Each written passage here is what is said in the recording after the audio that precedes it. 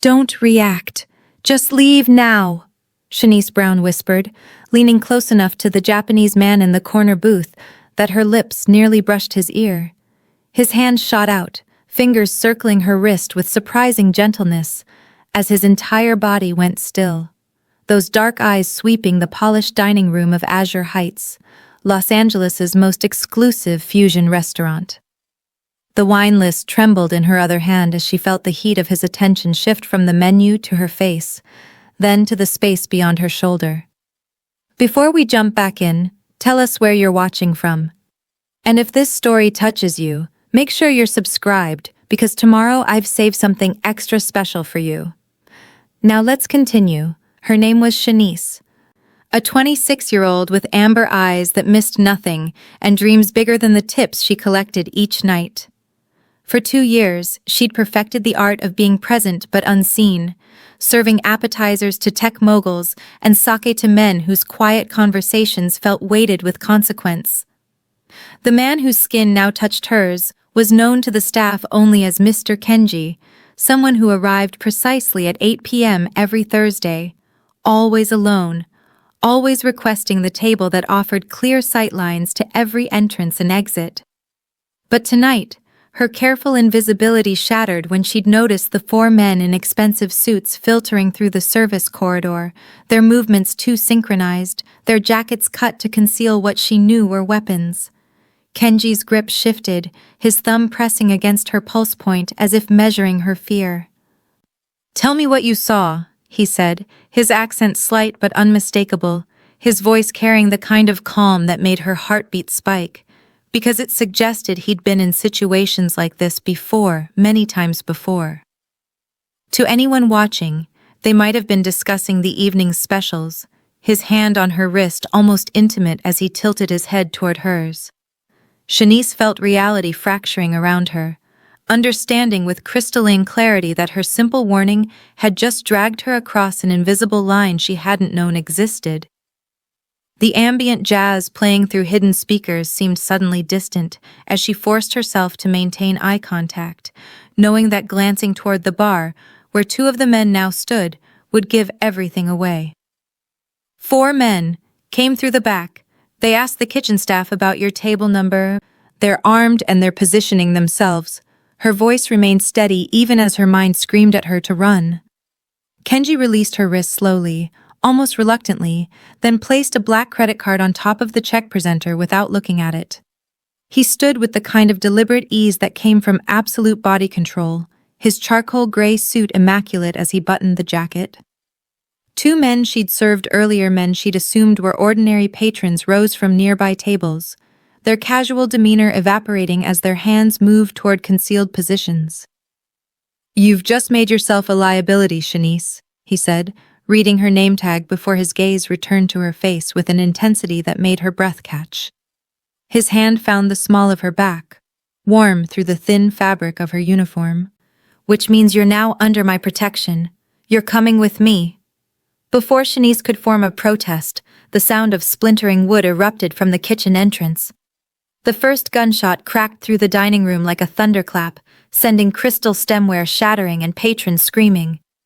Kenji moved with liquid precision, pulling her down behind the substantial marble column as bullets carved through the space where they'd been standing seconds before. "Eyes on me," he commanded, his body angled to shield hers as his security team engaged the attackers with brutal efficiency. The pristine white napkin on the table beside them fluttered to the floor, gradually darkening with what she refused to acknowledge as blood. His mouth was at her ear again, his breathing controlled despite the chaos erupting in waves around them. "When I stand, you stay behind me. When I move, you match my steps exactly. Understand?"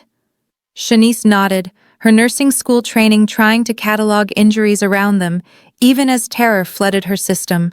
She'd warned this dangerous man to save a life, maybe many lives, and now her own would never be the same. Kenji counted down with his fingers 3, 2, 1, then pulled her up and through the pandemonium, his frame constantly positioned between her and the ongoing gunfire. His team moved like parts of a single organism, creating a corridor of safety as they navigated overturned furniture and crying customers. One of his men took a bullet meant for them, falling without a sound as another immediately filled the gap. The night air hit her face like a slap as Kenji pushed her into a waiting black sedan, its engine already running. He slid in beside her, the door slamming shut, as the vehicle accelerated with enough force to press her back into the leather seat. Through the tinted windows, she watched Azure Heights recede into the distance. Emergency vehicles already converging on the building that had been her workplace, her stability, her normal life. "You have two options," Kenji said, and only then did she notice the blood seeping through his sleeve, his hand pressed against a wound he'd sustained while covering her escape. "Disappear completely, new name, new city, new existence. Or come with me and learn to survive in the world you've just seen." Shanice stared at him, the adrenaline beginning to fade and leave behind a strange, crystalline clarity. "Why give me any choice at all?" she asked, surprised by the steadiness in her voice as Los Angeles stretched beyond the window, the familiar streets now carrying her into territories she'd only glimpsed from the safety of her carefully controlled distance. Kenji's phone illuminated with incoming messages about the attack, but his attention remained fixed on her, evaluating something she couldn't name in the dim interior light. "Because loyalty chosen freely is worth infinitely more than loyalty extracted through force," he said, his Japanese accent strengthening slightly with what might have been pain or conviction. "And you just demonstrated yours before you even knew who I really was." The car turned onto a highway, and Shanice felt the last threads connecting her to her old life beginning to fray. Whatever happened next, she understood with absolute certainty that the woman who'd started her shift 6 hours ago serving wine and taking orders no longer existed. Shanice sat in the back of the car, her mind reeling from the gunfire, the sudden chaos, and the realization that she'd just crossed a line into a world that could swallow her whole. Her breath still quickened at the thought of those men in the suits, how they moved with deadly intent. The sounds of the gunshots played in her ears like an echoing nightmare. But Kenji, he was calm. Calm in the face of it all, almost like he'd been expecting it. The soft hum of the car's engine did little to settle her nerves. Her thoughts raced as she stared out the window, watching the cityscape blur past, each mile taking her further from the life she'd known and deeper into the unknown. She tried to shake the image of the restaurant, the tables, the patrons. What would she say when they all asked where she'd gone?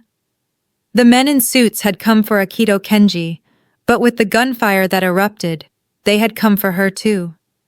And now, her life was at the mercy of a man who clearly played in a world far darker than any she had known. As if sensing her unease, Kenji's gaze shifted from his phone to her, his expression unreadable. "You're not going to be able to return to your old life, Shanice. Not after tonight." Shanice swallowed hard, the reality of his words sinking in. "I figured," she said, her voice betraying her calm exterior. Kenji leaned back in his seat, eyes never leaving her. "You'll have a choice to make soon. Stick with me or disappear. But make no mistake, there is no going back." For a moment, the car's silence seemed deafening. She could feel the weight of his words, but the deeper question lingered in her mind. Could she even walk away if she wanted to? The night had shifted something inside her, a quiet stirring that told her this was the beginning of something far larger than herself. Kenji's phone buzzed again, and this time he swiped it with the efficiency of someone who was used to managing things with a cold, calculated hand. "We'll be at my estate soon. You'll have time to think. I'm not giving you an ultimatum now, Shanice, but understand this trust is earned, not given.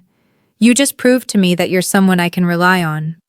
But you need to learn how to survive in my world, or you'll be swallowed by it." Swallowed by it. The words echoed in her mind. She glanced at him, trying to read the man who had just saved her life. His sharp features, his cold eyes, the way his presence filled the car. There was something in him that made her feel both safe and uneasy. It was the kind of magnetism that both terrified and intrigued her. For the first time in years, Shanice wasn't sure what to expect from the future. But she was certain of one thing: there would be no going back. The black sedan sliced through the winding canyon roads, the high-performance engine a barely audible purr beneath the hum of the air conditioning. For Shanice, the luxury of the vehicle was completely overshadowed by the stark, terrifying reality of her situation. She was sitting next to a man who, minutes ago, had been the target of a high-caliber assassination attempt, a man who had shielded her from gunfire with practiced, chilling efficiency. The clean leather and tinted windows felt less like a sanctuary and more like a high-speed cage taking her toward an unknown fate. Every mile that passed was a measurable distance from the life she had once known, and the sheer momentum of the car felt like the unstoppable force of destiny itself. Akito Kenji, sitting opposite her, reviewed encrypted messages on his phone, his face a mask of cold, detached focus. He dabbed gently at the shallow cut on his cheekbone, a minor wound from flying debris that he seemed to regard with annoyance rather than pain. The bloodstain on his charcoal jacket sleeve was, however, far more substantial, a dark, spreading bloom that spoke of a deeper injury he was clearly ignoring, prioritizing command and communication over his own physical well-being. This immediate shift in focus from lethal confrontation to administrative control was a terrifying lesson in his operational philosophy. "You're injured," Shanice stated, her voice surprisingly steady, the professional, analytical part of her brain overriding the panic. She noted the pallor of his skin beneath the subtle overhead cabin light, the slight clench of his jaw. "That cut on your arm needs pressure, and possibly stitches. You've been gripping your phone with that hand, increasing the blood flow. You should elevate it." Akito lowered his phone slowly, his dark eyes meeting hers. There was no warmth in his gaze, only a penetrating, clinical assessment, as if he were evaluating a piece of faulty equipment. "It's a graze, nothing critical. My priorities are currently elsewhere, Shanice. I have to assess the extent of the infiltration that led to tonight's event and ensure the safety of my entire network. My arm can wait." "Your priorities should include preventing blood loss and infection," she countered, the years of nursing school training asserting themselves.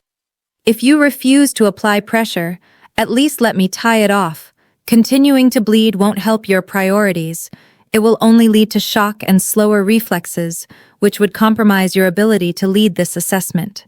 She spoke with a conviction rooted in medical knowledge, not fear.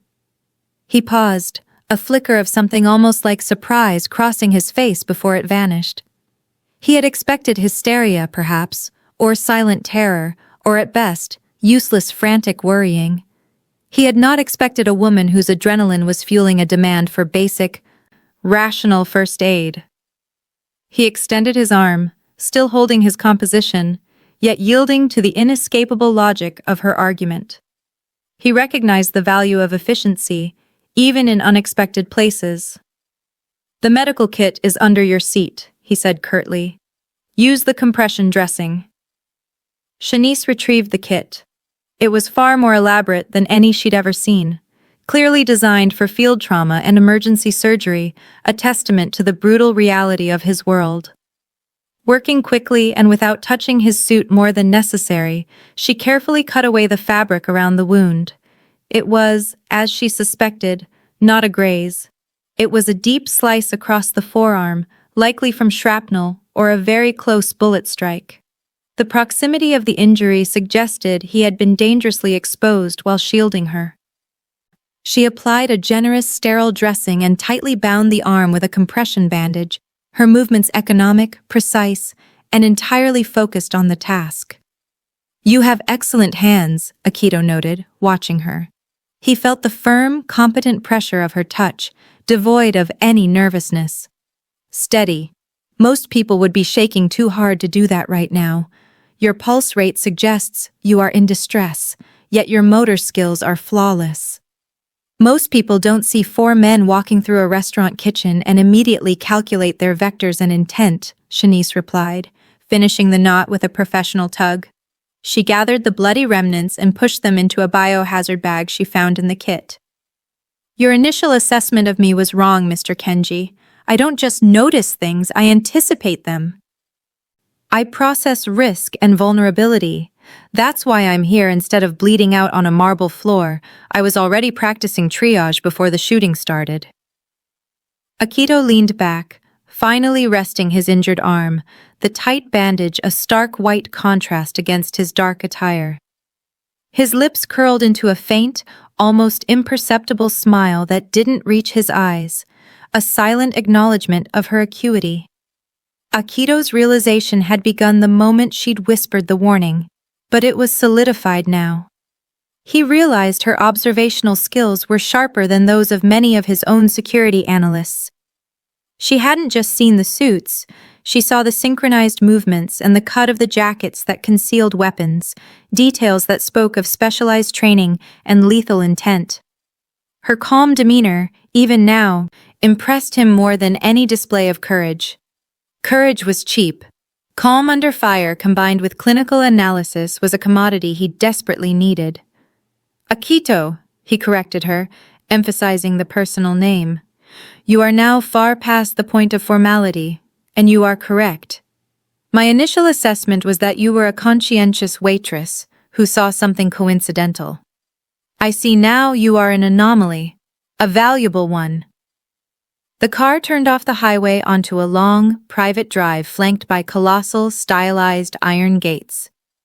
The gates slid open silently, revealing a sprawling, modern compound nestled high in the hills overlooking the glittering grid of Los Angeles. This was not a house. It was a fortress disguised as an architectural marvel, designed to be both invisible from the road and completely impenetrable from the air. High concrete walls, invisible sensor fields, and hidden gun ports were built into the landscaping. This is the world you've entered, Akito said, gesturing vaguely toward the landscape beyond the glass. You saved my life, Shanice. Whether you meant to or not, you did. That act has made you an extension of me, and therefore a target. Anyone who wanted me dead will now want you silenced. The men I face tonight are persistent, professional, and they have long memories. You will never be safe while you have knowledge of me. The gravity of his words hit her with the force of a physical blow.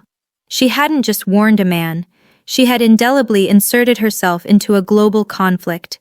The quiet life she had hoped for was gone forever. The choice I gave you in the car still stands, but let me be more precise, Akito continued, watching her reaction intently as the car pulled into a vast, silent underground garage, its atmosphere cooled and filtered. You can have your old life back. I have the resources to fabricate a new identity for you, a new name, passport, history, and enough capital to start fresh anywhere in the world. You disappear completely, and my people will ensure you are never found by my enemies or the authorities. That is option 1. You will be free, but you will be running. The doors of the sedan opened, and 2 men, built like slabs of granite, stood waiting, their hands clasped loosely in front of them, their eyes constantly scanning the ceiling and the entrances. Shanice was entering the world of the Mafia. Her transition was now physical, marked by the heavy scent of concrete, expensive leather, and the silent, lethal efficiency of Akito's security detail. The shift was absolute. And option 2? Shanice asked, stepping out of the car and into the immense, chilling silence of the garage. The silence felt heavy, demanding. Akito stepped out beside her, buttoning his jacket with his uninjured hand. He looked utterly unfazed, the picture of absolute control, the master of this dangerous domain. Option 2 is that you stay here. You learn the rules of this world, which are brutal and unforgiving. You use that sharp eye and those steady hands to work for me. You won't be a waitress, but you will be an operative. I will give you power, safety within my organization, and a purpose that is not dictated by tips and shifts. You will be a weapon, a highly valued one. Shanice looked at the man, this Akito. He was dangerous, ruthless, undeniably powerful, and now her only protector. Fear warred with a sudden, potent surge of curiosity and a strange sense of vindication. She had been living a small life, dreaming of a larger one. This was not the dream she had envisioned, but it was undeniably large, and it utilized her most defining skill, her ability to see the truth others missed. If I disappear, I spend the rest of my life looking over my shoulder, knowing I ran from something I understood, Shanice murmured, the truth forming on her lips. I would be safe, but I would be useless. If I stay, I spend it looking forward, learning how to face it, learning how to win. She looked at the man who represented danger and power. She felt the profound pull of the new reality she'd been forced into. The clean break Akito offered felt like a denial of the new person she had become in the last hour, a person who analyzed and confronted, who did not flee from an inescapable challenge. I choose option 2, Akito, she said clearly, the words echoing slightly in the vast space. I will not disappear. I choose to stay and learn. Akito nodded once, a gesture of finality that carried more weight than any prolonged speech. He didn't offer praise or warning, just a simple acknowledgement of her decision. Good. We start tonight. But first, you'll see a doctor. You will be given a suite and a new wardrobe. You will begin to learn everything you need to know to survive here. We are the Kenji clan. You are no longer just Shanice Brown. You are now a part of the family structure. As they walked toward a hidden elevator, Shanice felt the night air and the cold realization that there is no turning back settling over her. The sound of the elevator doors closing behind them was the final, definitive click that severed the last thread connecting her to her old life. She was thrust into the underworld, and the woman who served wine was gone forever, replaced by a strategist ready to learn the deadly game of survival. Her education had just begun. Shanice awoke in a suite that felt less like a room and more like a minimalist modern art installation designed for a high-security prison architect. The walls were pale gray, the furniture sculpted from dark wood and steel, and the entire far wall was a sheet of thick ballistic glass, offering a panoramic view of the distant, sprawling Los Angeles cityscape. Sunlight poured in, harsh and uncompromising. Much like the reality she now faced, the quiet hum of the climate control system was the only sound, a stark contrast to the cacophony of the gunfight that had delivered her here. She showered quickly, finding the products luxurious but clinical. Her old life, her uniform, the scent of fryer grease and cheap wine seemed impossibly distant. The mirror reflected a woman who looked rested, yet hardened. The exhaustion from the adrenaline crash was gone, replaced by a razor-sharp alertness. A woman with eyes as sharp as Akito's, but with a softer, almost regretful expression, introduced herself as Hana, Akito's personal assistant and household manager. Hana spoke with the quiet efficiency of someone who had long ago traded emotion for organization. Hana provided Shanice with a set of sleek, functional clothing that replaced her tattered uniform, all tailored for mobility and discretion. She explained the house rules, which centered mostly on security protocols, silence, and absolute adherence to Akito's schedule. You are safe here, Shanice, Hana said, placing a pair of secure communication devices on the dresser. But safety is conditional. It rests entirely on your usefulness and your discretion. Later that afternoon, Shanice was escorted by one of the silent guards to Akito's private office. It was a severe room where every object seemed to have immense, untraceable value. The walls were lined not with books, but with monitors displaying cryptic financial data. Akito was waiting, the compression bandage dark against his immaculate white shirt, a physical reminder of the night before and of their shared, violent genesis. Introduction to Akito's world began not with a lecture, but with a map projected onto a vast wall screen. It was not a geographical map, but but a complex, interconnected flowchart detailing investments, shell companies, rival organizations, and political alliances.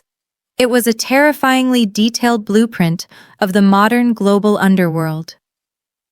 "You chose to stay," Akito stated, leaning against the edge of a mahogany desk, his posture relaxed yet ready, observing her reaction to the display.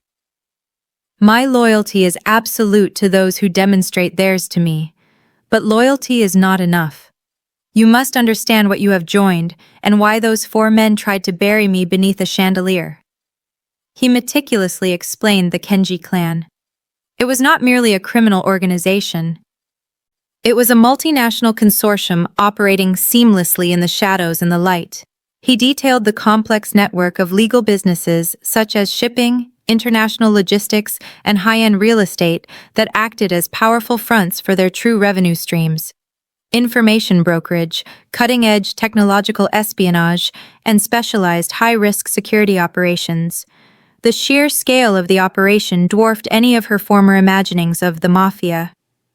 "We are a family business, but our currency is data and influence, not just territory," Akito explained, a chilling lack of emotion in his voice. "The rivals you see on this chart, the various factions, the seemingly legitimate corporations, the other families are all wolves fighting for the same meat. I run the most powerful, and I assure you, the most intelligent of these operations in the Western Hemisphere." Shanice, still grappling with the idea of a world so vast and dark, asked the question that had been burning in her mind. "Why would you tell me all this? Why risk revealing your core operations to an outsider you've known for less than 48 hours? Akito gave her that rare, assessing glance, devoid of sentiment. "Because I need the truth, not just obedience. Obedience is predictable. The men who attacked me failed because they relied on a predictable response. They expected me to run or fight in the open. I need someone who sees the unforeseen variables. And because you are no longer an outsider, you are a loose thread, Shanice, and my choice is either to cut you entirely or weave you into the fabric. I choose the latter. An uneducated asset is a profound liability. You showed me sharp instincts, but instincts must be trained, codified, and focused." He moved to the core of the offer. He detailed the position of his former head of tactical intelligence, the man who had been killed near her table, meaning a critical void needed to be filled immediately.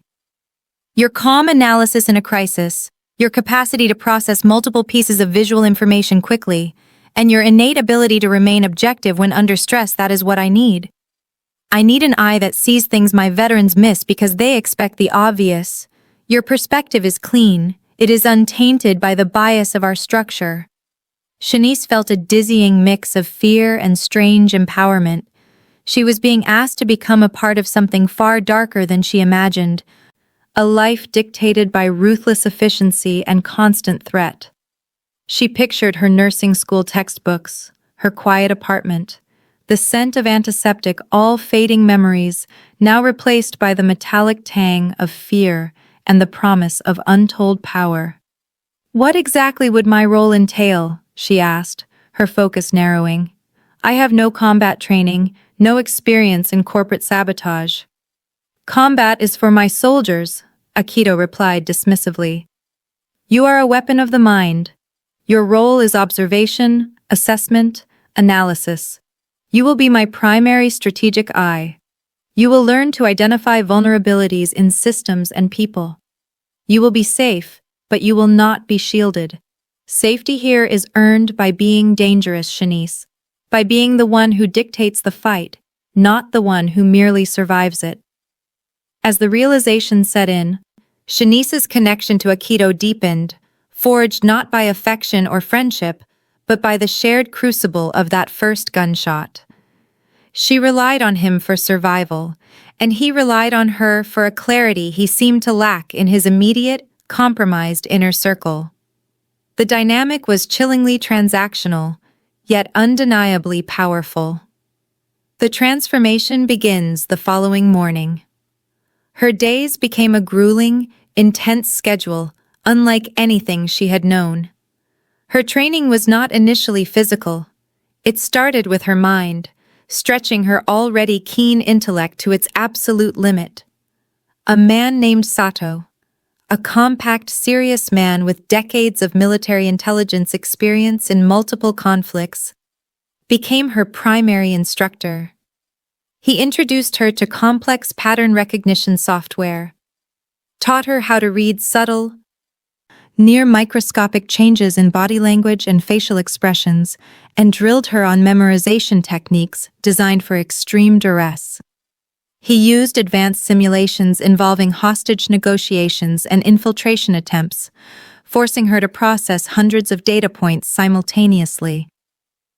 You must learn to observe, assess, and analyze simultaneously, Sato instructed during one intense, 14-hour session, showing her footage of a busy market square. Tell me in 5 seconds, who is the threat, what is the target, and what is the sequence of the attack? Shanice had to look past the casual tourists, the vendors, and the noise, focusing on microscopic anomalies. The man whose gaze lingered too long on the security camera, the placement of a seemingly random vehicle that blocked a vital escape route, the slight tension in a pedestrian's shoulders that betrayed a hidden radio wire. She was forced to assign probabilities to intentions, to recognize the subtle language of organized violence. Her sharp instincts made her an asset. She quickly surpassed Sato's expectations, not because she was physically stronger, but because she was intellectually faster and carried no baggage of conventional training. Her civilian perspective was her advantage. Akito monitored her progress closely. He started bringing her to small, controlled meetings at the compound, positioning her in the corner as a silent observer. These were high-stakes internal discussions involving money laundering, information leaks, and power plays by rivals. "Do not speak," he commanded before one meeting with 2 nervous-looking contractors. "Just tell me later what they were truly afraid of, not what they claimed to fear. Their words are lies, their movements are truths." During the meeting, the contractors discussed a delay in a critical delivery, citing weather and logistics issues. Afterwards, Shanice reported to Akito. "They were lying about the weather," she said immediately, her voice flat with certainty. "Their clothes were too thin for the kind of cold they described. But that wasn't the fear." The man on the left kept running his thumb over the gold ring on his left hand. "The stone is loose. It rattles slightly." He wasn't afraid of the logistical delay. He was afraid of the financial penalty. He is desperate for the money and is protecting a secret that would cost him the entire contract. He is hiding the fact that the cargo is already gone. Akito's eyes narrowed slightly, pleased. The cargo was seized by a rival faction weeks ago. He knew but needed the final payment. Good. You saw the economic motive hidden in a nervous tick, a subtle detail no one else would have noticed. That is your value. She was given tasks that required her to apply her intellect and resourcefulness. She spent hours sifting through financial ledgers, identifying anomalies in complex supply chains, and cross-referencing information from various encrypted sources. She learned to speak the language of code and finance as fluently as the language of triage and threat assessment. With each success, her role in the organization became clearer. She wasn't a soldier. She was an indispensable intelligence asset, the living core of Akito's modernized empire. One evening, Akito found her in the library, hunched over stacks of historical texts about organized crime families and international law. The contrast between her delicate features and the brutal subject matter was striking. "Looking for context, Shanice?" he asked, standing over her. "I need to know the history of the game I'm playing," she replied without looking up. "My life depended on knowing the movement of 4 men. Now, my future depends on knowing the strategies of 50 rival organizations and anticipating their weaknesses." Akito placed a hand on the back of the leather chair she occupied, his presence a tangible weight. "You have accepted the danger and internalized the logic of this life faster than anyone I have ever encountered. But you must never forget the cost. This is not a simulation. There is no going back to the peace you knew." She finally looked up, her amber eyes holding his gaze, a profound determination burning there. I know. The woman who sought peace died in a bullet storm. This one seeks the power to survive it, and to ensure you do too. The transformation was complete. The waitress was gone, replaced by a strategic, cold-eyed operative whose loyalty was bought not with money, but with the stark, shared promise of survival and dominance. She was becoming Akito's shadow, his secret weapon, and with every passing day, the shadows of the Kenji clan felt less like a prison and more like a permanent, dangerous home. The air in the secure monitoring room was perpetually cool, smelling faintly of ozone and expensive electronics. It was a space designed for relentless, sterile calculation. Weeks had passed since Shanice stepped into Akito's world, and the contrast between her old life and her new one was staggering. She no longer served tables, she commanded data. She sat before a bank of screens, her mind processing streams of information, cross-referencing surveillance feeds with financial transaction logs and intercepted communications. She was living proof of Akito's philosophy. Information was the highest form of power, and she was the one who wielded it most effectively. Her days were a continuous cycle of analysis and assessment. She had adapted with frightening speed, her civilian past proving to be an advantage rather than a handicap. She saw the underworld not through the hardened, biased lens of tradition, but through the clear, objective perspective of a systems analyst. Akito relied heavily on her during the meticulous planning for a highly sensitive operation. The Kenji clan was preparing to disrupt a crucial shipment of intellectual property being moved by the Kaido gang, a brutal, upstart faction trying to muscle into Akito's lucrative technology territory. The success of the mission hinged on knowing the precise route, the security detail, and, most importantly, the reaction time of the local police units, which Shanice had meticulously modeled. Shanice proves herself during the final review of the logistics. Akito's internal security detail, a group of 5 trusted men known as the Fist, were due to intercept the Kaito convoy near the port. The routes had been vetted, and the timing calculated down to the second. Akito's tactical chief, Ryuji, a man whose loyalty was unquestioned due to his 20 years of service, gave the final briefing. Yet, as Shanice listened to Ryuji's confident presentation, something felt profoundly wrong. The proposed escape route for the Kenji team felt overly exposed, almost deliberately flawed, resting heavily on exploiting a single, obvious weakness in the target location. She requested the floor, her voice cutting through the technical jargon in the room. The extraction route Ryuji has proposed is a bottleneck, she stated, projecting the map onto the main screen. It relies entirely on the blind spot entrance of the industrial warehouse. That's a primary assumption. Primary assumptions are fatal. Akito, always demanding rigor, simply nodded for her to continue. Ryuji frowned, clearly offended by the interruption from the newcomer. Shanice pulled up the blueprints for the target location, a secluded industrial warehouse, and cross-referenced the current surveillance camera blind spots shared with the ground team. The blind spots they are instructed to exploit are not blind spots at all. They are precisely covered by a redundant, older security system. I found it detailed in an obscure city planning document from 10 years ago, filed under environmental compliance. It runs on a separate power grid, which is why it doesn't show up on current digital schematics. If they use this entrance, the Kaido gang will have visual confirmation of the breach before the team is even inside. It's an ambush point. She didn't stop there. The intellectual analysis was enough, but her training had taught her to find the motive. She requested access to Ryuji's personal financial logs, which she had been tracking as part of a general, wide-net counter-espionage training regimen she had instituted weeks prior. The information flashed on her screen, visible only to Akito. And if the tactical details aren't enough, Ryuji's wife paid off a substantial, high-interest debt 2 days ago, a sum far exceeding his annual bonus. The payment came from an unlisted holding company known to be a Kaito front, disguised as a short-term collateral loan. He hasn't just compromised the mission, he sold the team's lives for his family's solvency. The air went still. Ryuji, sitting across the table, paled as the implication hit him. Shanice had not only uncovered a massive betrayal within the ranks of Akito's inner circle, a betrayal that involved his most trusted lieutenant, but she had done it through cold, irrefutable data analysis, putting together pieces that were scattered across unrelated digital landscapes.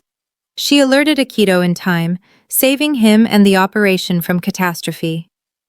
Ryuji was immediately detained by Akito's personal guards, his decades of loyalty wiped out in 2 minutes of Shanice's precise presentation.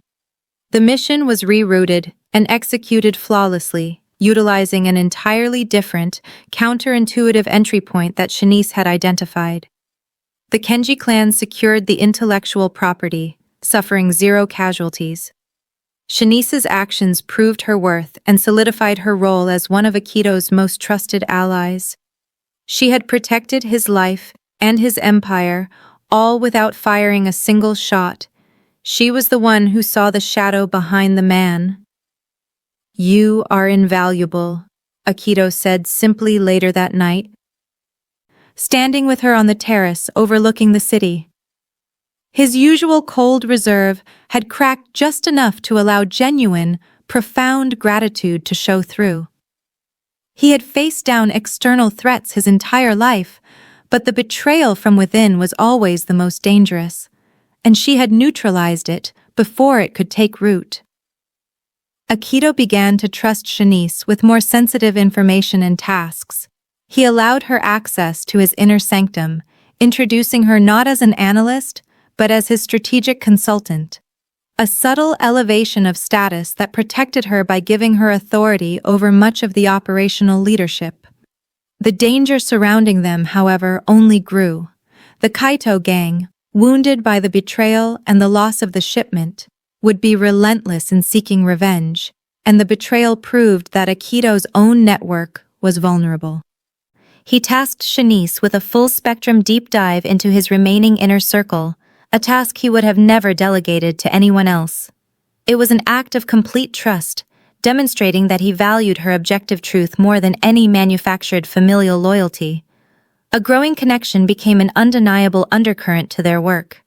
They spent long hours together, often clocking 18 hours a day holed up in the monitoring room or his private library.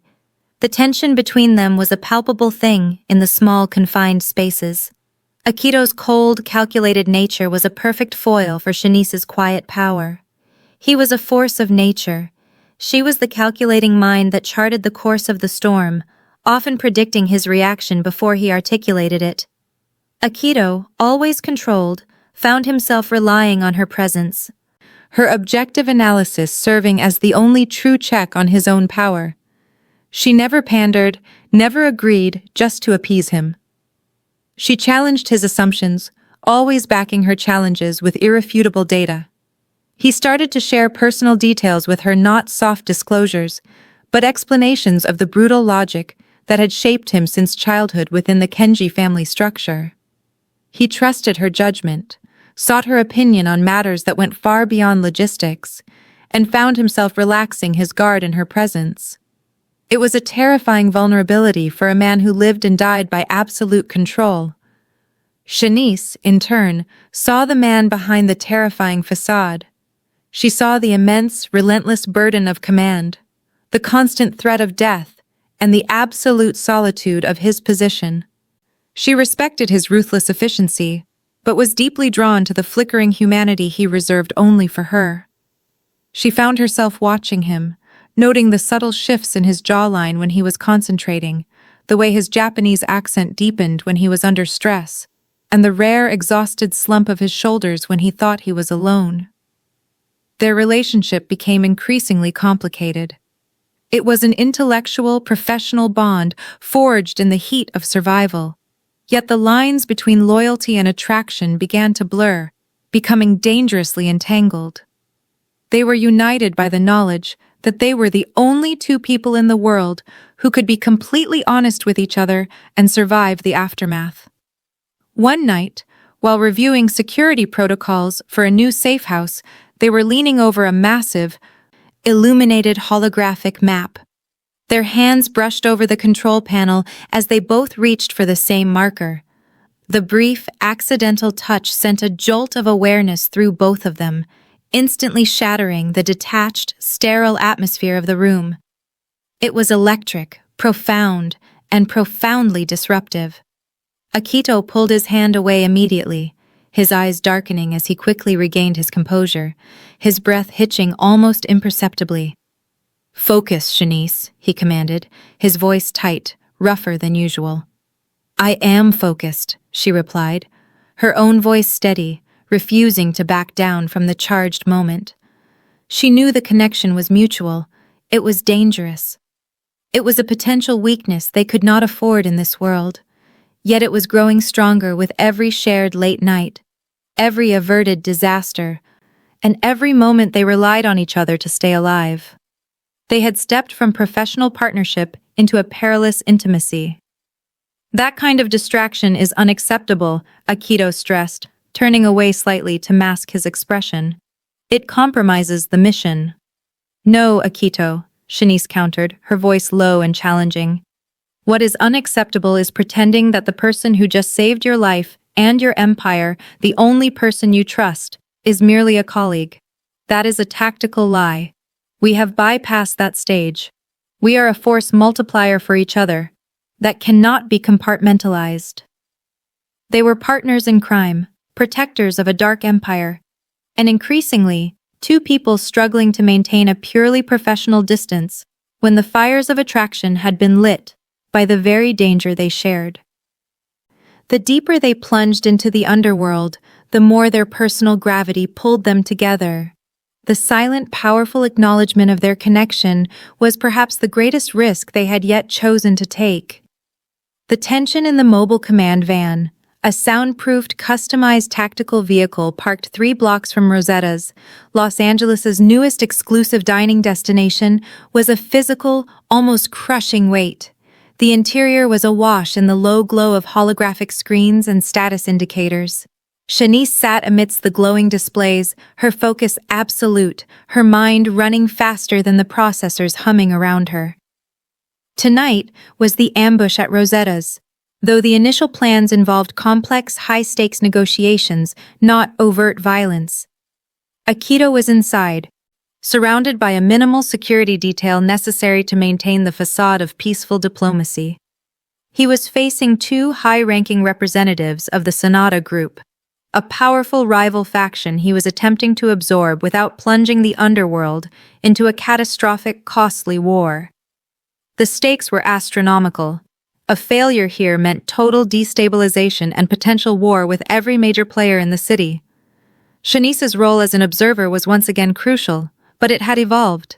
She was listening to high-fidelity audio feeds, monitoring Akito's vitals via a subtle wristband, and scrutinizing infrared feeds from hidden surveillance points both inside the restaurant and around the block. The elegant arched ceiling of the private dining room, visible on her main monitor, looked deceptively safe. She saw Akito seated, perfectly composed, facing the 2 Sonata men who possessed the brittle, aggressive confidence of those who believe they hold the winning hand. "The Sonata negotiator is pressing hard on the Tokyo assets, Akito," Shanice murmured into the encrypted comms system, her voice low and steady.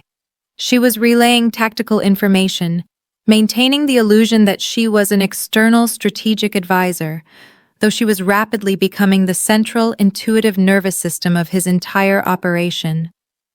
She analyzed their demands not just for their content, but for their tempo and rhythm, searching for inconsistencies. "Acknowledged, Shanice," Akito's cool voice responded in her ear. "The Tokyo assets are not negotiable. They are testing the limits of my patience. They are trying to provoke a reaction. Stand by." Shanice continued her detailed environmental analysis. The temperature in the room, the flow of the wait staff, the background music, all stable. But her mind, honed by Sato's relentless training, was fixated on structural integrity. Rosetta's was known for its dramatic architectural design, featuring a massive ornate chandelier hanging directly over the table, secured by a single central structural pillar that ran from the ceiling through the floor beneath Akito's feet and down into the basement parking level. It was the building's aesthetic centerpiece, and therefore its greatest flaw.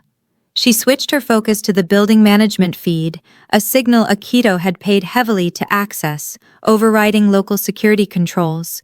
She was looking for anomalies, unexpected drops in water pressure, fluctuations in ambient temperature, anything that betrayed pre-positioning or tampering. Most of the indicators were normal, but then she caught it, a tiny, rhythmic energy spike coming from the sub-level utility closet, located directly adjacent to the base of the structural pillar, supporting Akito's section of the dining room. It was too localized to be a general power fluctuation. It was precisely timed, cycling every 20 seconds, a mechanical signature disguised as electrical noise. Shanice uncovered a hidden plot that, if successful, would not involve a messy shootout or an obvious bomb blast, but a silent, fatal engineering failure designed to look like a tragic accident. The Sanada group hadn't brought guns into the room. They'd brought structural compromise. She focused the high-resolution camera feed on the lead Sanada negotiator. He was casually adjusting his tie, a subtle gesture that aligned perfectly, she realized, with the energy spike's 20-second cycle. His tie was his timepiece, a covert signal. The spike was not a continuous signal, it was a high-frequency charge. It was likely powering a miniature thermal cutter or a slow-release corrosive agent designed to sever the column at the most opportune moment. The negotiation was winding down, reaching its critical, ceremonial peak. The Sanada leader raised his crystal glass for the traditional conclusion, a toast to success, or perhaps to failure. The moment the toast was offered and Akito's glass was raised, the men would be momentarily frozen, their attention fixed on the ritual. That, Shanice realized with sickening certainty, would be the trigger moment for the final, catastrophic spike. Panic seized Shanice for a split second, a cold, sharp feeling in her chest. Not the panic of fear, but the panic of failing her assignment, of failing him. She pushed it away, focusing entirely on the encrypted microphone. She couldn't use words like column or collapse or bomb without alerting anyone potentially listening in the room, which would lead to an immediate, chaotic firefight. "Akito, listen to me," she transmitted urgently, her voice barely above a whisper, yet vibrating with controlled intensity that conveyed absolute certainty. "The vintage is flawed. The integrity of the structure is compromised. You must break the toast now. Now." Akito, always acutely aware of subtle shifts in her tone, knew this was a code red, a signal demanding immediate, irrational action. He saw the Sanada leader's slight anticipatory smirk as he held up the crystal flute. The clock in Shanice's head was ticking toward the final destructive energy spike, synchronized with the Sanada man's tie adjustment. Akito slammed his glass down onto the marble table, the unexpected violence of the action shattering the crystal and splattering red wine across the white tablecloth and the hand of the Sanada leader. The room instantly froze in stunned silence, the ritual abruptly violated.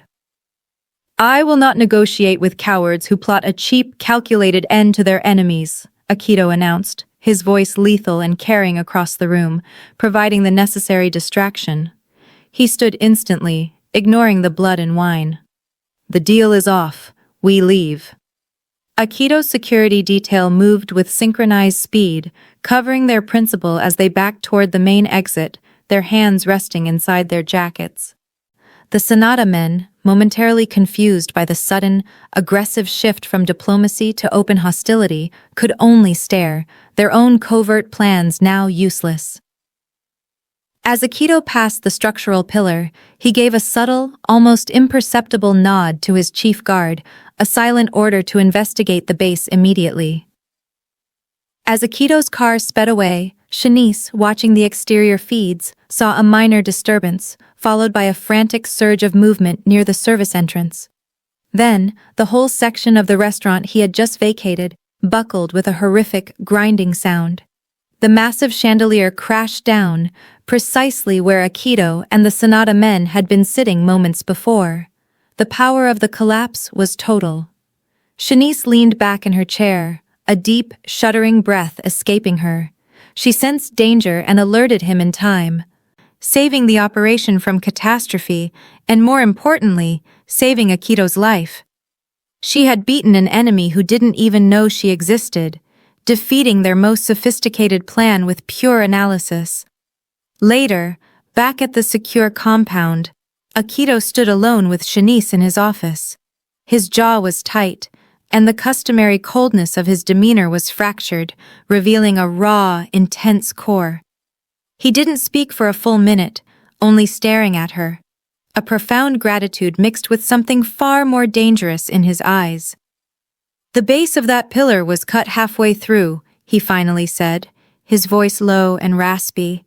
"A compact, silenced hydraulic press mechanism, time to sever it fully under the stress of the toast, the moment of least resistance. They planned to bury me alive and blame it on poor construction. It was brilliant and irreversible." He walked toward her, stopping only a foot away.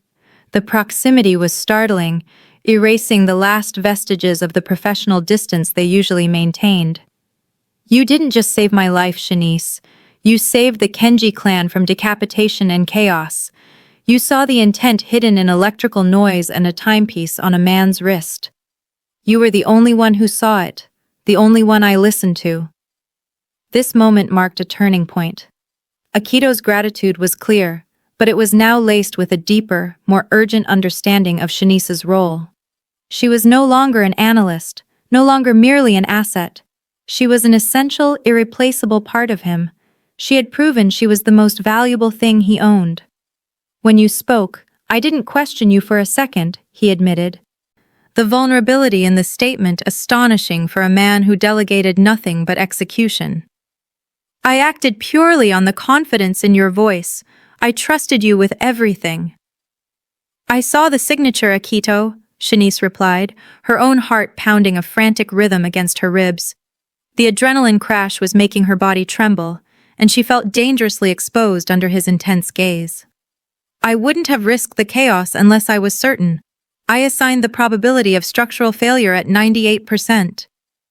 "Certainty is rare in this life," he countered. "Loyalty is rarer. You are both." He reached out, his hand gently grasping her shoulder, his thumb pressing lightly against the collarbone. It was the first purely non-professional, prolonged touch he had initiated since the night they met. "We have been operating under a set of rules, Shanice. You are my strategic consultant, my eyes, my shadow, but those rules are for the outside world, for my lieutenants." He leaned closer, his dark eyes searching hers. "Every time the stakes rise, every time we escape death together, the tension between us becomes unsustainable. It is no longer just professional trust that binds us. I cannot risk separating my mind from my heart in this war." Shanice felt her quiet power surge. She had earned her place. She had saved his life twice. She was his equal in the war room, and now, perhaps, in this room. The lines between loyalty and attraction, which had blurred so dangerously, were about to be obliterated entirely. "I didn't choose this life for safety, Akito," she whispered, the proximity making her breath shallow. "I chose it for certainty, for purpose, and I chose it for you. There is no going back for either of us." His hand tightened on her shoulder, his control finally breaking. The cold, calculated mask dissolved completely. As the stakes rose, so did the tension between them, leading to a moment where both must decide how far they're willing to go for each other. "Then let there be no more pretense," Akito murmured, his voice husky with raw feeling. He closed the remaining distance, pulling her against his chest, the intensity of his kiss answering weeks of unspoken tension, solidifying their dangerous partnership with a commitment that went far beyond mere organizational loyalty. In the chaos of the underworld, they had found their breaking point, and in breaking, they had finally become whole. They were united by survival, sealed by a shared secret, and bound by a love forged in the fires of near death. The professional relationship was over. The new era had begun. The passionate intensity of the kiss was a promise and a threat, cementing the fact that the boundaries they had so carefully constructed were not just crossed, but completely annihilated. The moment, however, was fleeting, quickly replaced by the heavy, suffocating reality of their situation. Akito pulled back, his eyes still dark with residual emotion, but his attention snapping back to the present danger. He was a man accustomed to absolute control, and that brief lapse was the most vulnerable Shanice had ever seen him, a vulnerability they could ill afford. "This changes nothing about the threat," Akito said, his voice regaining its usual steel, though it was slightly rougher than before. "In fact, it increases it. Now any weakness I display will be exploited, and you are, undeniably, my weakness. You are the only person who can truly affect my judgment." Shanice understood. In the underworld, affection was leverage, and attachment was a liability that invited a lethal attack. Yet, knowing the danger, she felt a profound, dangerous sense of rightness. "Then, we ensure it looks like strength," she replied, matching his intensity. She took a steadying breath, the adrenaline and emotion mixing into a powerful sense of resolve. The Sonata group failed once because they relied on a predictable physical trap. They won't make a second structural mistake. Who are they truly working for? The attack was too sophisticated for a mere territorial dispute. Her immediate return to strategy pleased him, confirming that she was fully committed to the partnership, even in the immediate aftermath of intimacy. He saw the definitive shift in her. The woman who sought peace was entirely subsumed by the strategist who demanded survival. Akito's past and Shanice's dilemma came into sharp focus the following day. The failed ambush at Rosetta's had been too complex, too technologically precise, and too symbolically resonant for the opportunistic Kaido gang. It had the hallmark of old entrenched power and deep personal enmity. Akito took Shanice into his personal archive, a vault hidden deep beneath the compound, secured by biometric and voice recognition systems. It was a space that held the true history of the Kenji clan, a place of secrets and grudges. He finally revealed the true nature of his old enemies. The Sonata group are merely proxies, puppets for the financial transfer and the sabotage, Akito explained, pulling up a faded, sepia-toned photograph of a stern-faced, older man with cold, unforgiving eyes. The true architect of this attack is Masaru. He was my father's second-in-command, a man who saw himself as the rightful heir apparent to the Kenji leadership, believing my father was weak for modernizing the clan. Akito's voice took on a brittle edge as he spoke the name. "When my father was killed 10 years ago in a seemingly accidental boat explosion, I took command in a brutal, necessary takeover. Masaru challenged me, lost and vanished. I spent years verifying his death, concluding he must have been a casualty of the ensuing chaos. I was wrong." He paused, a flicker of genuine, painful regret crossing his face. He resurfaced 2 years ago in Europe, building a network from the remnants of older fractured families and those within our clan who resent my focus on intelligence over tradition. He despises my modernization of the clan. He believes in brute force and old ways. The intellectual property shipment, the Rosetta's ambush, they were designed not just to kill me, but to dismantle my entire infrastructure, piece by piece. Shanice realized the true scale of the war. She wasn't fighting petty gang rivalries. She was fighting a deeply personal, decades-old civil war within the highest echelon of the international mafia structure. Masaru wasn't just an enemy. He was Akito's ghost, forcing him to confront long-buried memories and grudges related to his father's death, which Akito now admitted was likely Masaru's original betrayal. A prelude to the current conflict. Shanice was pulled into the deep, suffocating turmoil, her role as a strategist becoming more critical than ever. She had to study Masaru's methods, his preferences, and his psychological weaknesses, which were buried deep in the historical files of the Kenji clan. Her task was to understand the mind of a man motivated by wounded pride and archaic loyalty. Masaru is predictable in his patterns, precisely because he refuses to evolve, Shanice observed one night, surrounded by maps of Masaru's past operations and family trees. He always uses a proxy to initiate the attack, always focuses on a target's perceived strength to expose a fatal weakness. He attacked your technology network with the Kaito gang, and he attacked your legitimate infrastructure with the Rosetta's structural collapse. His next move will be a direct, symbolic attack. He will attack your emotional strength or your foundational legacy. Akito scoffed, an automatic reaction born of years of self-control.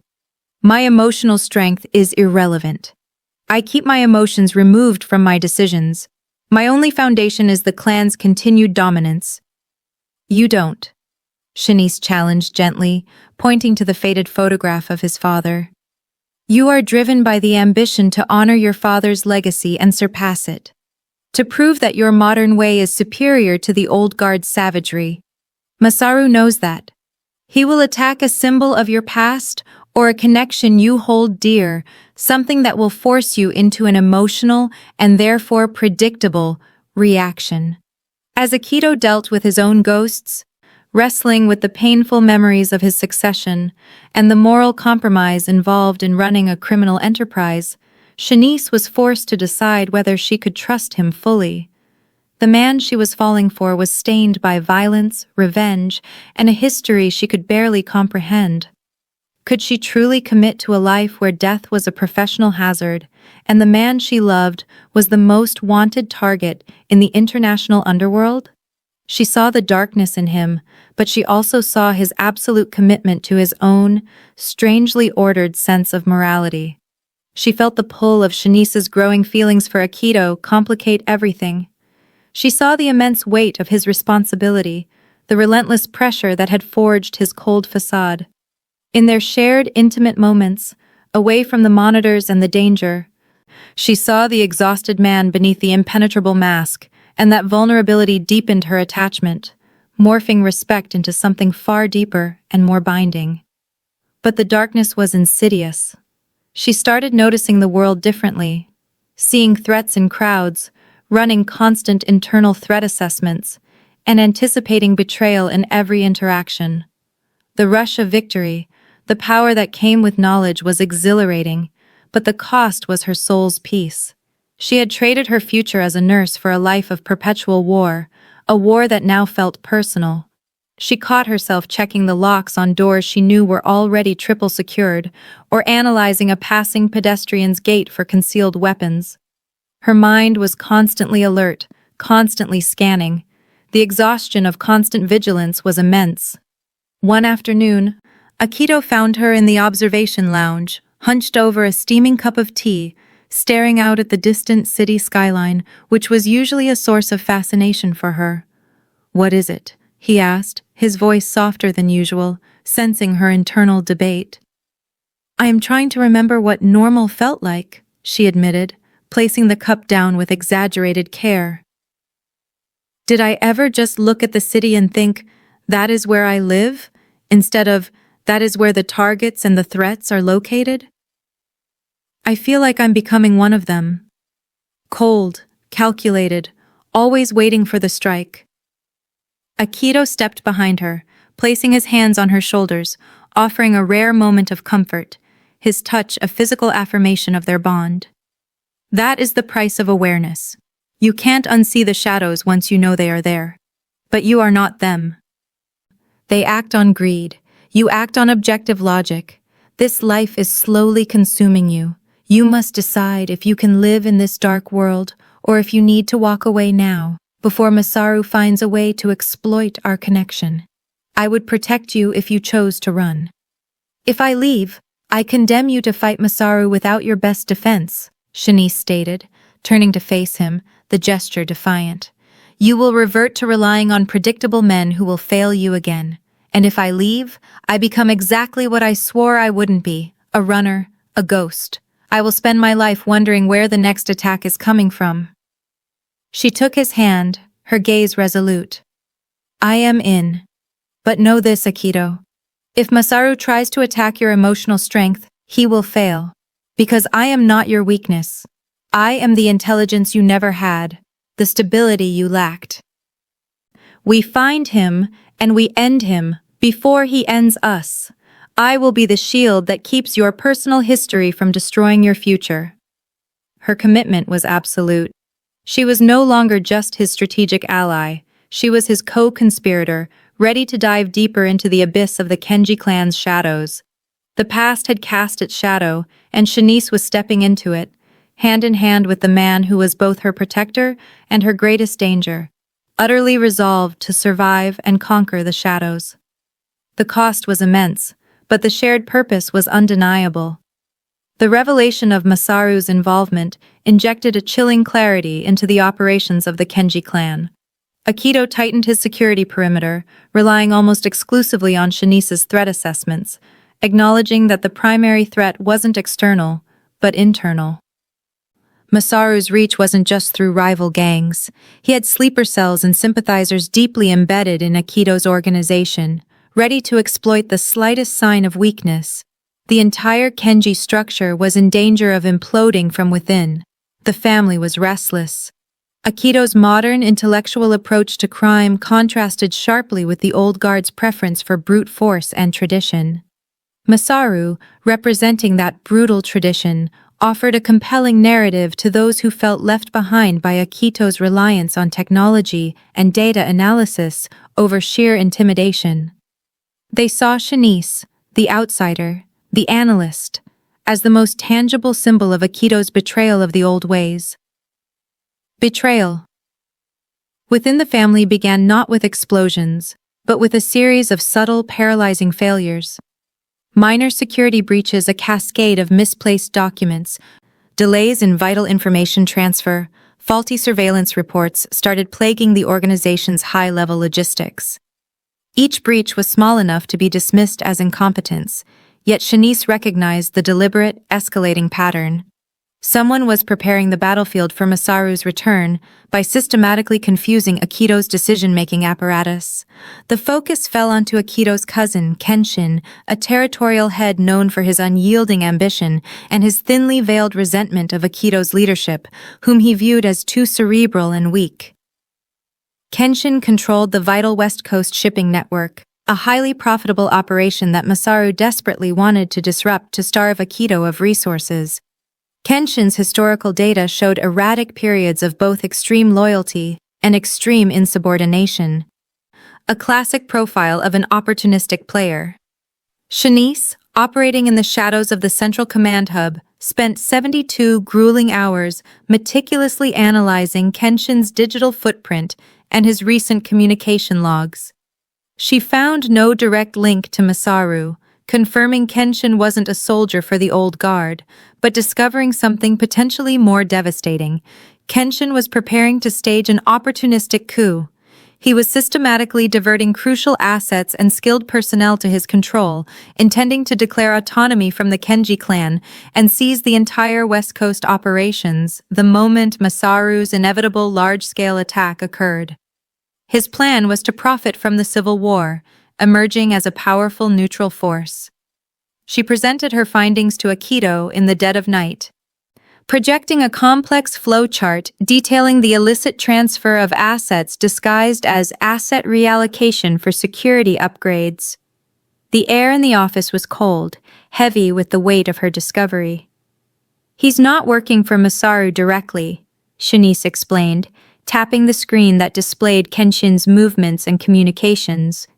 He's opportunistically waiting for Masaru to weaken you, then he'll break off, taking a third of your power and resources with him. That double attack, external from Masaru and internal from Kenshin, would not just weaken the clan, it would guarantee your destruction. He is waiting for the precise moment of maximum vulnerability.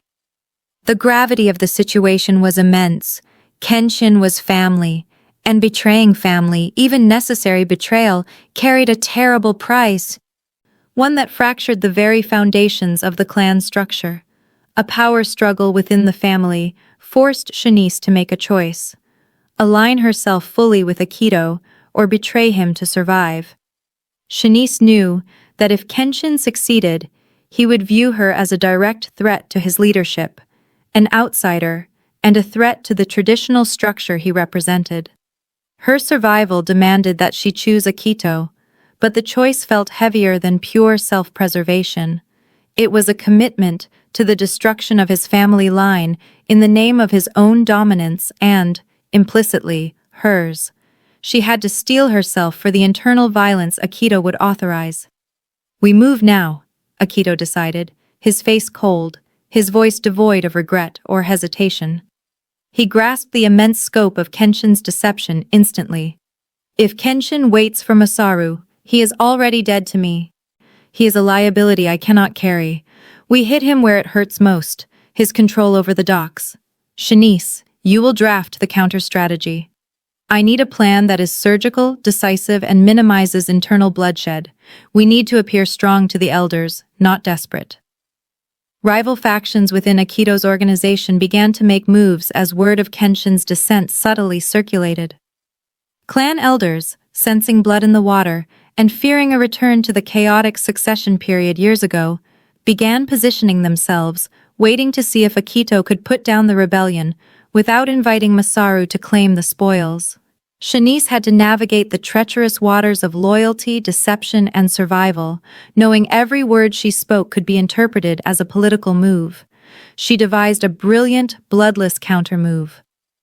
Instead of confronting Kenshin directly with assassins, which would ignite an immediate, brutal internal war, Akito used the security breaches Shanice had previously identified to expose a critical legal liability in Kenshin's shipping documentation, a flaw that, once anonymously flagged to the appropriate international agencies, would lead to the seizure of Kenshin's core assets by legitimate authorities. It was a strategy Kenshin couldn't fight without admitting to massive, unspeakable crimes, effectively neutralizing him without resorting to internal violence that would further fracture the clan. It was a modern solution to an ancient problem, leveraging bureaucracy against brutality. The operation was executed flawlessly, restoring order and sending a chilling, terrifying message to the remaining opportunists. Challenge Akito, and he would use the law and the shadows against you simultaneously, leaving you with nothing. But the move came at a heavy cost. The finality of the decision to eliminate a relative, however treacherous, strained the emotional connection between Akito and Shanice. He had asked her to be ruthless, and she had delivered a devastatingly effective outcome. The tension between Shanice and Akito peaked the night after Kenshin was forced out, stripped of his power, and exiled from the family's favor. Akito was drinking, a rare indulgence, sitting alone in his office while the lights of the city mocked his triumph. He was not celebrating. He was grieving the necessary amputation of a member of his family. Shanice walked in, finding him staring at an old framed photograph of himself, his father, and a much younger, smiling Kenshin. The weight of his history was palpable. "You had to do it," she said quietly, understanding the emotional toll of cutting down family, even corrupted family, for the sake of the organization's survival. "I had to," Akito confirmed, looking up at her, his eyes shadowed with exhaustion. "But Masaru showed me that tradition means nothing when ambition takes hold. Kenshin proved that family blood is a liability, not a bond. This entire life, it's nothing but survival, Shanice. Survival at any cost, even if it means destroying your own lineage." Shanice stood before him, confronting the reality of the dangerous life they had chosen. She reached out, placing her hand gently on his cheek. "It's not just survival. It's about who survives, and how. You used your mind to win this, not a bullet. You saved your power without resorting to unnecessary bloodshed. That is your way. That is why I chose you. You are building a dynasty based on logic, not simply fear. The moment was fraught with emotional danger. Both must confront the reality of the dangerous life they've chosen.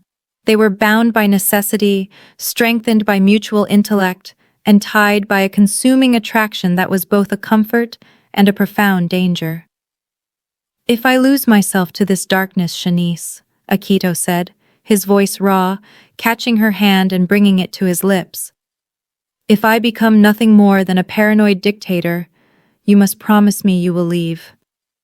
I can't promise that, she replied, her eyes steady, accepting the cost of her decision. But I can promise that if you lose yourself, I will be the one to pull you back. I am your ethical constraint. Your objective reality. We are a partnership, Akito. Your shadows are mine now, but I will not allow them to consume us both. She had made her choice, not to merely align with him, but to be his anchor, his moral compass in a world that recognized neither morality nor restraint. She was fully in, accepting the cost and the power of the underworld, ready to face Masaru not just as Akito's strategist, but as the stabilizing force within his empire. Her commitment solidified their bond in a way no formal marriage or alliance ever could. They were two rulers standing together against the inevitable collapse of their world. The intelligence gathered from the fallout of Kenshin's failed power grab, combined with Shanice's exhaustive research into Masaru's historical tactics and psychological profile, finally yielded a solid lead. Masaru, fueled by the humiliation of the Rosetta's failure and the crippling of his internal allies, was making a desperate, bold, and ultimately predictable final move. He wasn't targeting Akito's businesses or his modern infrastructure. He was targeting Akito himself, in a location designed for maximum symbolic impact and minimal chance of escape, the deserted, crumbling ancestral estate of the Kenji clan, located high in the mountains outside Tokyo. It's a trap, but it's an ending, Shanice stated, pointing to the estate's floor plans projected onto the wall. He chose this location because it represents the old ways, the history Akito rejected. It's a psychological gambit. He wants Akito to come to him, to face him on Masaru's own spiritual ground, so he can kill the future in the past. Akito made the immediate, decisive choice to take the fight to Masaru. He would honor the old way of confrontation, but he would rely entirely on Shanice's New Age strategy. They flew immediately to Japan, accompanied only by a hand-picked, ruthless security team known for their absolute loyalty and efficiency. Their arrival was completely covert, slipping past Masaru's initial network of surveillance. A deadly showdown was inevitable, scheduled for the cold, rain-slicked night that shrouded the estate. The sprawling property was a maze of dark, moldering wooden corridors, sliding doors, and forgotten, overgrown gardens, the perfect staging ground for Masaru's ambush. Shanice was not left in a remote command center. She was on the ground, positioned directly beside Akito, operating the encrypted comms and feeding real-time analysis to the security detail. Her presence was both a necessity and a profound danger. As they approached the main building through the dense, wet undergrowth, Shanice's training took over. She was no longer just an observer. She was the team's eyes and brain, the forward processing unit. She was running dozens of threat models simultaneously. "The air is too still," she whispered to Akito through the comms. "Masaru's teams are positioned on the upper 2 floors, using the old viewing galleries. They've rigged tripwires and sonic disruptors along the main front entrance and the central courtyard. Masaru expects us to enter through the front like conquerors. We will not. Take the service tunnel, Akito." It was ignored in the older blueprints because it was used only for supply transfer. Masaru's old mind will have dismissed it. Akito trusted her instantly. "Service tunnel, move!" he commanded his team, rerouting the entire assault force based on Shanice's split-second analysis of the environment and Masaru's psychological profile. The confrontation turned brutal quickly. Masaru's men, Loyalists who believed in tradition and raw power ambushed them in the tight confines of the tunnel, having anticipated a breach somewhere on the perimeter. Gunfire erupted, deafening in the confined space, the muzzle flashes blinding in the deep darkness. Shanice was pinned down beside Akito, her face inches from the damp concrete, feeding instructions to the remaining security men, guiding them around traps and directing their fire based on the precise location of the enemy's muzzle flashes, which she tracked on a small, customized display. Her skills and loyalty were tested to their absolute limits. A heavy-set man, one of Masaru's personal bodyguards, breached their perimeter during a lull in the firing. Akito engaged him instantly, a flurry of precise, lethal close-quarters combat, a brutal exhibition of the training he rarely displayed. While Akito was momentarily locked in the struggle, a second attacker lunged from the shadows at Shanice, his weapon raised, intending to take the commander's weakness out first. Without hesitation, instinct born of weeks of relentless, grueling, simulated training, Shanice moved. She didn't have a firearm immediately available, but she had the environment. She grabbed a discarded section of decaying piping, feinted a strike to the man's head, and as he blocked defensively, she slammed the pipe down across his exposed knee with all her strength. The bone-jarring impact bought her just enough time to retrieve a dropped handgun from Akito's fallen guard, and, with a terrifying, cold certainty she didn't know she possessed, she neutralized the threat. The deafening sound of the shot was instantly swallowed by the continued firefight. Shanice had crossed the final terrible line. She had taken a life to save her own and Akito's. She was now more than just an ally. She was a key player in Akito's rise to power, baptized in fire and blood. The shock of the act was immense, but she forced the emotion down, her mind snapping back to tactical assessment. "Masaru is moving to the south wing," she shouted, seeing a surge of movement away from the main fire. "He's consolidating his last remaining veterans for a final stand in the main hall. He's cornered himself." The confrontation culminated in the main hall, a vast, echoing space where the clan's original leaders had once held court. Masaru waited, surrounded by his last loyalists, ready for a bloody, defiant end. The battle was chaotic, but Shanice's guidance kept Akito's team surgical and focused. She identified Masaru's final trick, a hidden escape route disguised as a ceremonial altar, a trapdoor only the oldest members would know about. "Akito! The altar! He's running!" Shanice yelled, diving behind a broken piece of masonry as fire erupted around her. Her intelligence had once again thwarted his escape. Akito, wounded but unrelenting, charged through the remaining fire, cutting off Masaru's retreat. The final moments were violent and quick, a duel between the old regime and the new. Akito faced his father's betrayer alone, and the brutal confrontation ended the civil war that had plagued the Kenji clan for a decade. The echoes of the struggle were swallowed by the ancestral halls. The immediate threat was gone, but the atmosphere was thick with betrayal and violence that threatened to tear them apart. After the silence descended, Akito walked back to Shanice, his body tense, the blood of his enemy staining his clothes. He found her, her face streaked with grime and sweat, the handgun still clutched in her hand, her eyes wide with shock and the devastating realization of what she had done. The trauma was immediate and raw. He didn't need to ask. He simply nodded, understanding the profound cost of her action. "It was him or us," he said, his voice quiet against the ruined hall. "You made the necessary choice. You adapted." The violence had forced them into a terrible, absolute intimacy. Shanice felt the crushing weight of the life she had chosen, the moral precipice she had just stepped off. But then, she looked at Akito, at the man who had faced down his past and secured their future, and the sheer necessity of her action asserted itself. Her determination and growing bond with Akito, a bond forged in mutual self-defense, drove them toward the grim victory. They had survived, but survival had cost her the last remnants of her innocence. Later, aboard the private jet flying out of Tokyo, the wounds were cleaned and the silence was heavy, but different now. It was the silence of shared, irreversible trauma.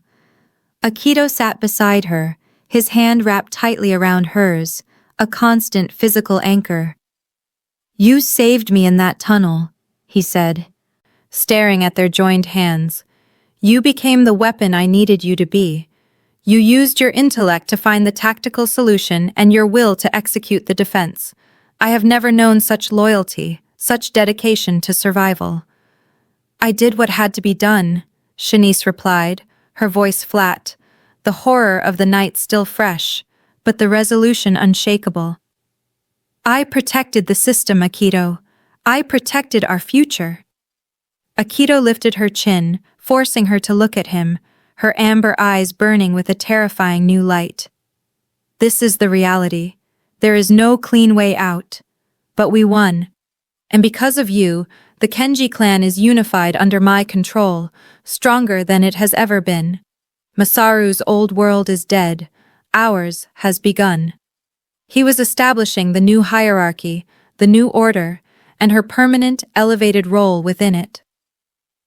They had entered this partnership as protector and asset. They emerged as co-rulers of a dark empire. Shanice was no longer just the waitress with the sharp eyes. She was the empress of the shadows, the one who navigated the betrayal and directed the violence, securing Akito's, and thus her own, permanent position of power. The victory was complete, but the moral war within her had just begun, a war she knew she would fight every single day. The final chapter of the Kenji-Masaru conflict was written in blood and settled in silence. With Masaru eliminated and Kenshin exiled, the immense fractured organization snapped back into singular, unquestioned command under Akito. The immediate aftermath was characterized by swift, surgical purges of Masaru's remaining sympathizers and a ruthless consolidation of power. In the center of this hurricane stood Shanice, her presence the eye of the storm. A new order settled over the Kenji clan. Shanice was no longer simply Akito's strategist. She was his second-in-command, the undisputed architect of his victory. Her role was formally recognized as Chief of Strategic Intelligence, a title that belied the true extent of her influence. She sat at the head of the conference table, her presence commanding an icy respect that none of the long-standing lieutenants dared to challenge. They feared her not for her physical prowess, which was minimal compared to theirs, but for her terrifying ability to see beyond the immediate, to predict the future based on a man's balance sheet or a tremor in his voice. She was the one who had read the patterns, identified the betrayals, and ultimately guided the fatal strike, and she had become indispensable. She was fully integrated into Akito's world. The days of amber eyes missing nothing in a dining room were long gone, replaced by a cold, penetrating gaze that missed nothing in a financial ledger or a rival's body language. She no longer wore a uniform. She favored tailored suits and functional, severe clothing, blending power with near invisibility. She was no longer a mere waitress, but a powerful figure within his organization, her safety ensured by her own lethal capacity for analysis. The whispers about her began as grudging resentment, but quickly turned to cautious admiration. They called her Keiji no Mi, the Shadow's Eye. Akito's strategy post-war was one of ruthless modernization. The clan elders, clinging to outdated customs and territories, were politely but firmly steered into retirement or advisory roles. Their operational control was transferred to Shanice's new technological division. She centralized all information gathering, integrating vast networks of surveillance data, financial market analysis, and social media trends. This new system, nicknamed Oculus, made the Kenji clan a formidable, predictive force, capable of anticipating market shifts and police movements months in advance. The era of brute force was fading, the era of data dominance had arrived, and Shanice was its queen. As Akito's empire expanded, fueled by the acquisition of Masaru's European networks and Kenshin's shipping routes, so did Shanice's role. They reshaped the underworld. Akito focused on stabilizing the traditional structures and enforcing dominance. personally overseeing the integration of the new European territories and ensuring the loyalty of the key logistical hubs. Meanwhile, Shanice oversaw the modernization of their core operations, creating a complex digital shield of encrypted communications, financial anonymity, and predictive analytics that made the Kenji clan untouchable by conventional law enforcement or rival gangs. She had built a fortress around them that was invisible to the outside world. Their partnership was seamless, frighteningly effective, and deeply intimate. The shared danger and the mutual reliance had fused their relationship into something unbreakable. Akito trusted her implicitly, relying on her clear-headed judgment to counterbalance his own innate ruthlessness. He often referred to her as his mind, acknowledging that her objective detachment was his greatest asset. They were two halves of a perfect, cold engine of power, driving the Kenji clan to heights of influence they had never before achieved. Their private moments were rare, snatched between strategy sessions and security briefings, but they were intensely personal, providing the only genuine respite either of them had from the constant pressure of command. But the success came at a cost. Shanice often reflected on this cost, particularly on quiet evenings when the vast, sterile luxury of their homes felt more like gilded cages. She was wealthy beyond imagining, safe from want, and powerful enough to influence global markets. Yet, she had traded the simple moral clarity of her old life for this complex, dangerous reality. The hardest part wasn't the violence she witnessed, but the violence she directed. Every financial sabotage, every tactical maneuver that led to the ruin of a rival, carried the silent knowledge that she was causing real suffering. The memory of the man she hit with the pipe in the tunnel, the man she had to neutralize, was a scar on her conscience that wealth and power could not erase. One quiet evening, months after the confrontation, Shanice stood on the terrace of Akito's Tokyo penthouse, a new acquisition that symbolized their victory. The city sprawled below, the neon lights of the capital of the Kenji Empire twinkling far below her feet. The terrace was designed for contemplation, minimalist and vast, a perfect contrast to the chaos they governed. She looked down at her hands, the hands that once comforted patients in a hospital and now charted the downfall of enemies. She reflected on how far she'd come. The girl who served sake for tips was a ghost. This new Shanice lived in a world where every conversation was a negotiation, every glance a threat assessment, and every triumph stained with the knowledge of necessary violence.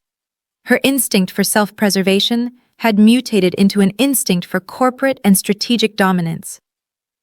"We have done it," Akito said, stepping onto the terrace, his arms sliding around her waist in a familiar gesture of possession and protection. The weight of his success was palpable, but so was the weariness that only she was allowed to see. "The clan is secure. We are untouchable." "For now," Shanice corrected, leaning back against his chest. She had learned the cardinal rule: in this world, untouchable was only a momentary state of being. She initiated a daily vulnerability scan on the Oculus network, a routine that reminded them both that the war never truly ended. She looked into the future, an uncertain road ahead paved with conflict and conquest. She had the life she never dared to dream of: power, purpose, and the protection of the man she loved. But the question that haunted her, the final test of her conscience, remained. Shanice's final decision wasn't about leaving. That option had vanished with the first gunshot. To leave Akito now would be to sign her own death warrant and potentially compromise his empire.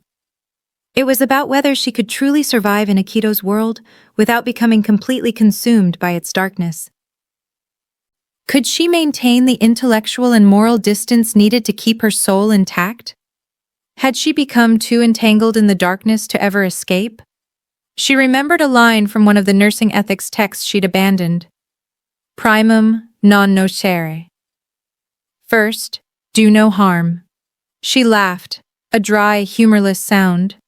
That principle was not only obsolete, it was suicidal in her current existence. Yet she found a new, twisted ethics in her work to minimize unnecessary chaos. She used her power to shut down petty, localized gang violence that threatened public safety, favoring clean, controlled financial warfare over messy street wars. She found her moral footing not in purity, but in efficiency and restraint. She turned in his arms, facing the man who had dragged her from anonymity and forced her to become magnificent. She saw the love in his eyes, but she also saw the shadow of the violence that was their foundation. "Akito," she said, her voice a calm statement of intent, "we will not be like Masaru, living for vengeance and the past. He was a tyrant, fueled by ego and cruelty. We will not repeat his mistakes. And we will not be like your father, blind to the betrayal within the gates. He failed to see the evolution of the threat. We will be stronger," he affirmed, pulling her closer, accepting her direction without question. "No," she countered, her gaze unwavering. "We will be different. We will use this power not just for dominance, but for control. The moment we start enjoying the destruction, we lose. I will not let you become the ghost of the man who saved my life. You are a leader, not a butcher. And I will not become a monster." Akito understood. She was demanding that their power be governed by cold, strategic logic, not primal instinct or personal hatred. That cold logic was her personal moral code, the shield that protected her sanity. She had fully embraced the darkness, but she had brought a singular vital light with her, the capacity for self-awareness and measured control. Her final decision was not to escape, but to rule from within the shadows, using her intellect and her bond with Akito to carve out a new, terrifying order, one that was perhaps less brutal and more sustainable than the generations that preceded it. The future was not about finding an exit. It was about defining the parameters of the cage. Shanice leaned her head against Akito's shoulder, looking out at the city lights. She was no longer afraid of the dark. She was committed. She would survive. Not by fighting the darkness, but by ensuring she controlled the line between the shadow and the light, standing forever at Akito's side, the queen of an empire built on the ruins of her old life. The road ahead was uncertain, but for the first time since that night in Azure Heights, Shanice felt completely at home. She had found her place, and it was at the very apex of power. The waitress was dead. Long live the Shadow's Eye. Thank you for staying with me until the very end of this incredible journey. If this story touched your heart, wait until you see what's coming next. It's even more powerful and inspiring than you can imagine, so don't go anywhere. Click on that video showing on your screen right now to dive into another amazing story that will absolutely blow your mind. Trust me, you won't regret it.